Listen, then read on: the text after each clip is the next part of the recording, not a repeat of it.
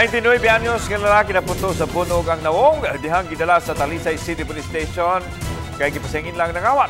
Atong sayra na detalye sa report ni Marie Dumamo. Hubag ang mata. Ug aduna pay lama sa dugo nga niabot sa Talisay City Police Station kining dinakpan nga giilang si Chad Jerome de la Rosa, taga Lower Magkagong, lungsod sa Cebu nga. Si de la Rosa gi-turnover sa gibiktima niini nga si Eldon Sato. Matod sa hepe sa Talisay City Police Station, Police Lieutenant Colonel Randy Caballes, nga alas 11:30 gabi, gingon nakita ni Sato si de la Rosa nga nangabli sa iyang sakyanan nga nakapark daplin sedan sa barangay Tabunok. Unya, gikuha ni inang itom niya nga bag nga dunay black wallet ug kwarta.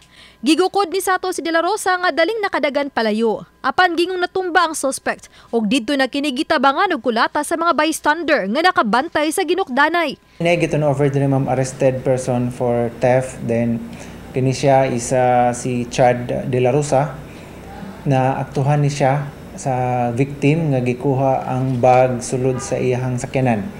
Ang na-recover is ang cash. Na-recover ang bag ug ang kwartang dulaan sa 12,000 pesos. Apan nihimakak si de la Rosa sa pasangil nga nangawat siya.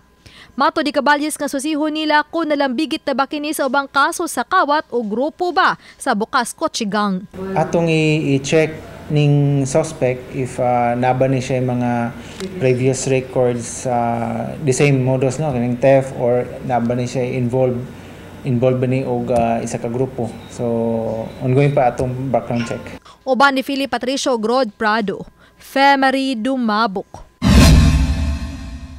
Balitang Bisdak.